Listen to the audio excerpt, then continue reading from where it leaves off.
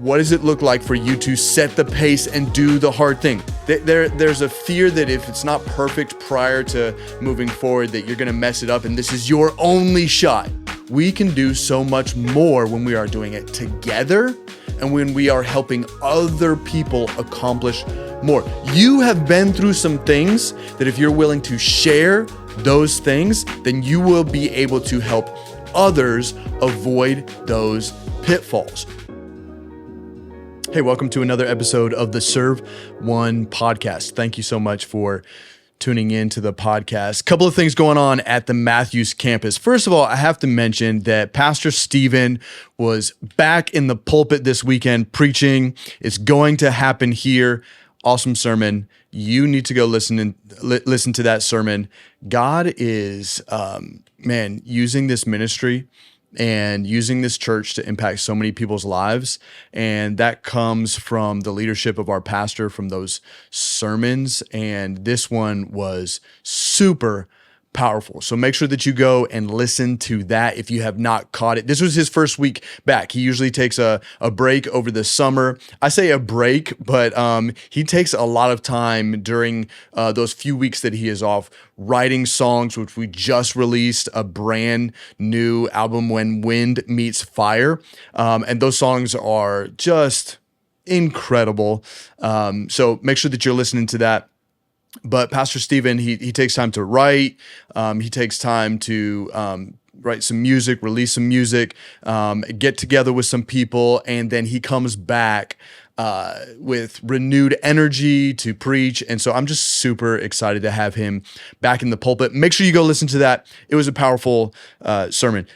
Last week on the podcast, we talked about setting the standard, having standards for our lives and setting a standard. Why? So that God can be glorified through our lives, so that in everything that we do, we are making God look great. That is what set the standard means. And I talked a little bit about how you can do that in your life.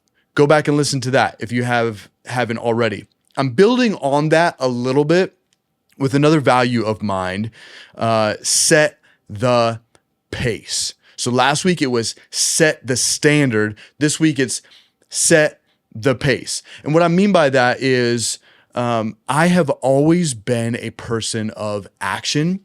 I just want to take the lead. I want to move. I want to go places. And when you're setting a pace, you're saying, hey, we are moving a direction. When I was young, I used to get in conversations with people about doing stuff, and we'd dream about stuff. And eventually in the conversation, I would just be like, okay, well, let's do it.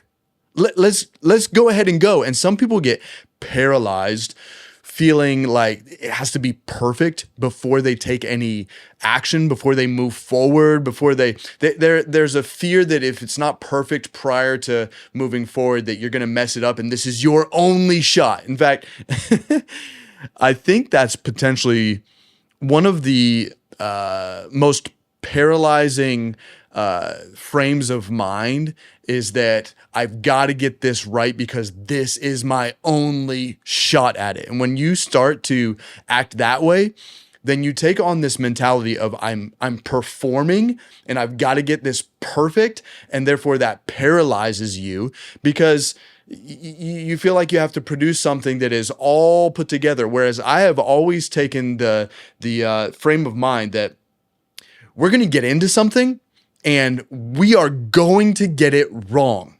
We're going to have mishaps. We're going to have failures, but at least we're going to do something. So set a pace, get after it. So I'm a triathlete. I participate in triathlon.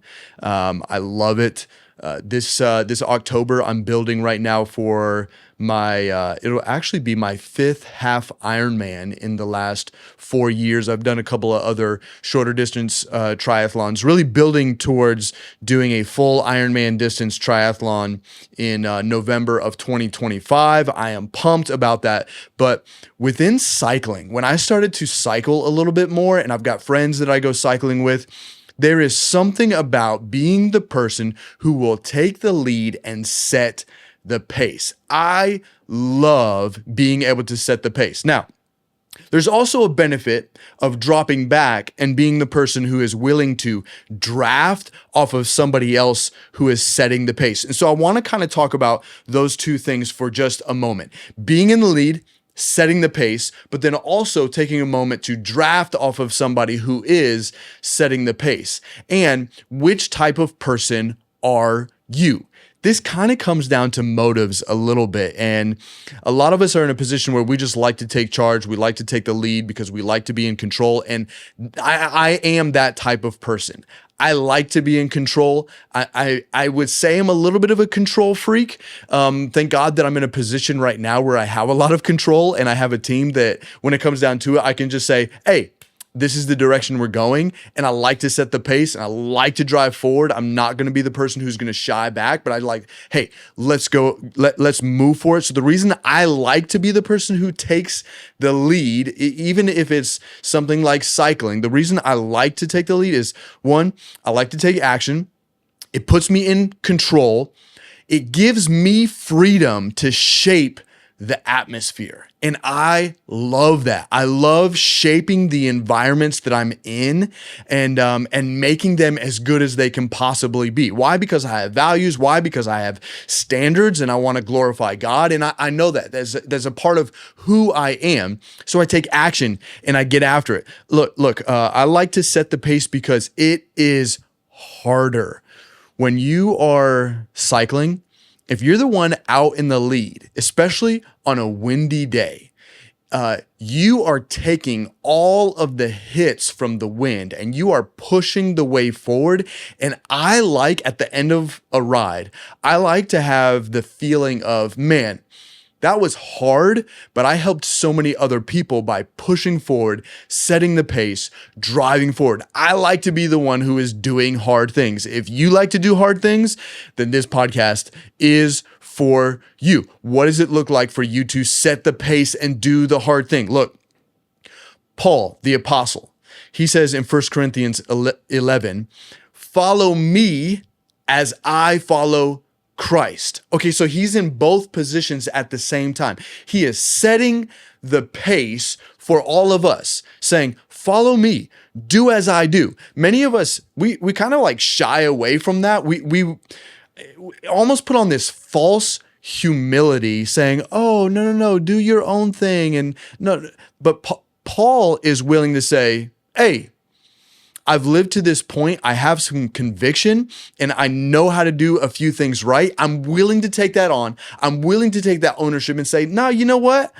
I'm actually good at this. I'm not putting on false humility and saying, you go and do your thing or you just do it. No, I've learned a few things. I know the way to fight this fight, to be able to run this race. And so I'm going to set the pace and I'm going to say to you, follow me as I follow Christ. Why? Because he wants us all to grow. But in that, he's saying, follow me as I follow Christ. So he's drafting off of the model that Christ set for him. He is chasing after something that is far greater, but he's also telling other people, if you need a little bit of hope, if you need a little bit of help moving forward, draft off of me a little bit. Follow me as I follow Christ. So I like to be the person setting the pace, but I also like to set the pace for others because I want to help others accomplish all they are called to accomplish.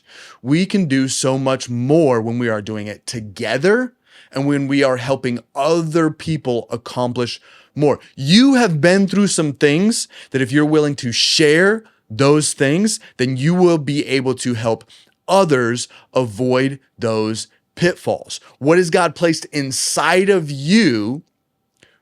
If I'm looking at Pastor Stephen's sermon from this last weekend, what has God planted inside of you that he intends for you to use to help somebody else so that maybe the fruit that will be produced isn't just for you, it's for others to go on and produce the fruit that God has called us all to produce together, right? So I set the pace to help others. I set the pace because I am willing to take certain amounts of pressure to help somebody else go further, right?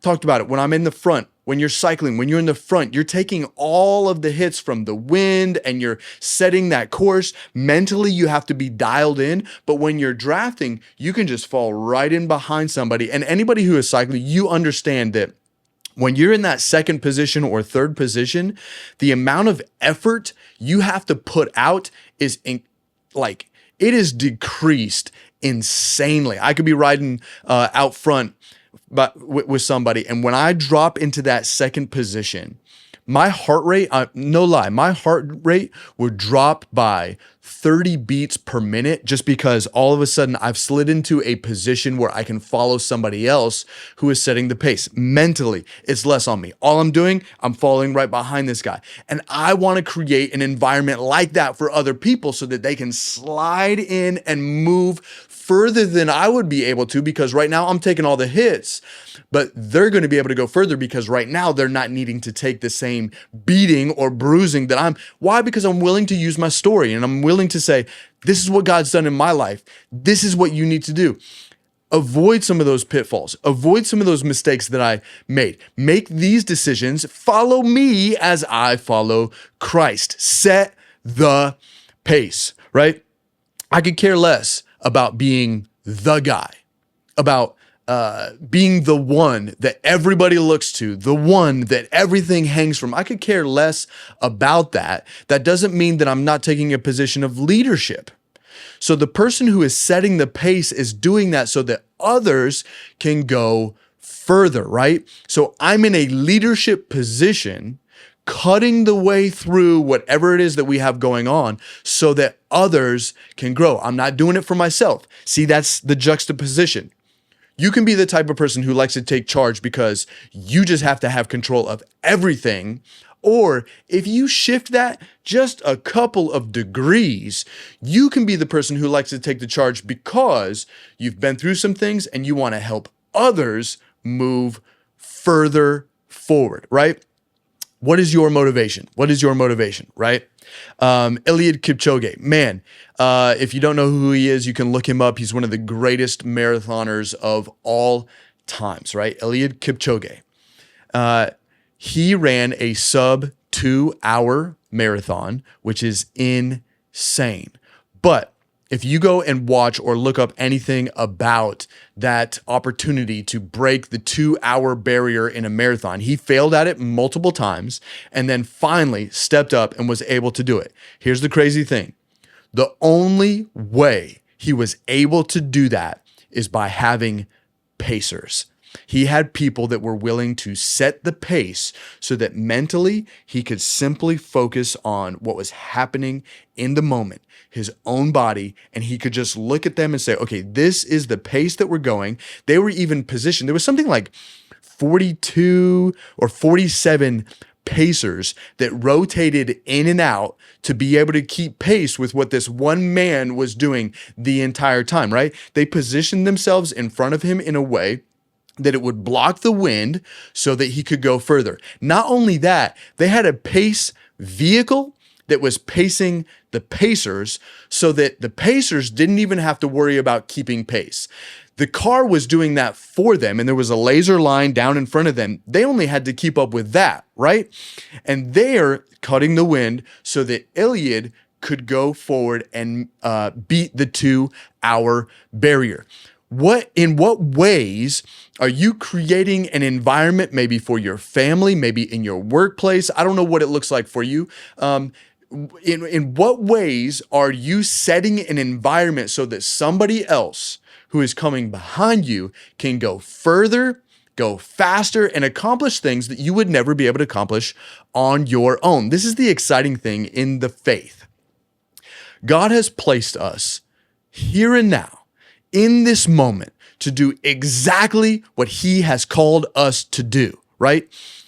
There are things that are going to happen after us that will be far greater than we're able to accomplish, but that is only possible because God uniquely positioned us at this campus, at this church, in order to accomplish what he wants to do. If we don't do the work now, then the person that comes after us is going to have to do the work that we were intended to do. It's like David and Solomon, right? So David was established as a king, and he conquered, and he was a warring king, and he took a lot of land. Well, David wanted to build the temple for God, the temple that would house God. This is what we talked about and set the standard. He wanted to establish a permanent residence for God, but God would not allow him to do it. David was called to set up some structure, to defeat some enemies, and create the space that he would provide for his son Solomon to go ahead and build the temple. God has something specific for you to do. Are you setting a pace in order to accomplish that so that other people can come behind you and go further and can continue to build on what God has called us all to do? I was frustrated several years ago. Lindsay and I were part of building something. And it was actually our Elevation Roanoke campus. Before it was a campus, we joined up there, and there were a few people that were attending a small community center. And Lindsay and I found this. We felt this stirring in our spirit for church planting, for church growth, and we felt like this was a calling of ours. And all of a sudden, God merged our paths with this small group of people that were trying to build Elevation Church in Roanoke, Virginia. And I had somebody come alongside and say, "Hey, this is a church plant. Why don't you just throw in here?" And we were excited to do it. Man, that was so much fun building that location, building the first band. We'd launched live worship. And if you're unfamiliar with the way we did church at that time, we had what we called extension sites. This was an extension site. And essentially, we watched church on the screen. We had one individual who was kind of the leader that would step up and give us some announcements and talk with us through the day, invite new people. But other than that, worship was completely on a screen. Pastor Stephen, we'd watch him on the screen. The whole thing was taped for us. And what was crazy back then, we were watching the sermon or the worship experience from the previous week, which created some interesting dynamics. If Pastor Stephen ever said something that was specific to that week, let's say the Super Bowl, and we're watching it the following week, it felt like it didn't matter to us a whole lot. It created all kinds of interesting, but that was something that God had called us to. Now, we were building this in Roanoke, and we were fighting to make sure that we could create a space where hundreds of people could receive the gospel of Jesus Christ. After building for about 18 months, we were asked to move down here to Charlotte, Virginia, where we live now, and be a part of our church as staff members. It was something that God called us to do, and Lindsay and I processed through it. We left Roanoke, Virginia. We came here. And I was talking with one of our leaders as Elevation Roanoke became a campus. So as it transitioned from an extension site into an official campus, I was talking with a leader, and I was down in the dumps a little bit. And I was like, oh man, we helped build that. And I was just in this bad frame of mind. And man, now they're becoming a campus. Wish we could have been a part of that, and blah blah. Like, and I just did not have the proper mindset about it. I don't know if there's something that you can think of right now that maybe you need to adjust your mindset about what that looks like. But I was definitely in the wrong frame of mind. And this leader looked at me and said, "Hey, don't you know? All of those leaders there now who are celebrating becoming a campus, who are celebrating baptisms that are happening, who are celebrating moving into a new facility, whatever it would be that they are doing there in Roanoke, they are standing on your shoulders. Don't you realize that?" And here I was clinging to the thing in the past rather than charting a course and setting a pace forward. And my perspective was suddenly shifted because I was like, oh yeah, none of that would have been possible if I hadn't taken up the mantle, if Lindsay and I hadn't taken up what God placed before us, fought to build to the point that we were able to build, and then we moved on. When we move on, we create the opportunity for so many other leaders to fill in the gaps, to grow, and for the campus to ultimately become what it is today. Those people are standing on our shoulders. How many people are standing on your shoulders because of the work that you have done? Are you setting a pace where people can stand on your shoulders, where people can follow after you? So you've got to have standards, and then you've got to set a pace to move forward. Now, I've got a ton of content here, and I want to continue in this topic over the next couple of weeks maybe, and just break down what it looks like for you to set a pace. If you're currently in a space where you've been talking about doing something, where you feel that level of paralysis, where you don't know how to move forward, the next couple of podcasts are going to be for you, because I'm going to break down what it looks like to move past some of the mental barriers that you have and accomplish what God has for you. Then you understand, by accomplishing what God has for you, you create space for other people to come alongside and go further than you ever thought was possible. That's what God wants for us. You can choose to be in the frame of mind where I'm going to set the pace because I'm going to take control. I'm going to hold tight to this thing, and it's just going to be mine. And for a lot of us, when we have that frame of mind and we're holding on to something so tight, the pace we are setting is 100% slower than the pace God wants to move. But if we'll shift our perspective and say, oh, I'm going to run fast and I'm going to set the pace because there are so many other things that God wants to do through other people and through other circumstances and events, and I am refusing to get in the way. I'm going to move this whole entire thing forward. When we shift our perspective to that, there's no telling what God will do through all of us. Choose to set the pace. I love you guys so much. Thank you for tuning into this. I hope this is helpful for you.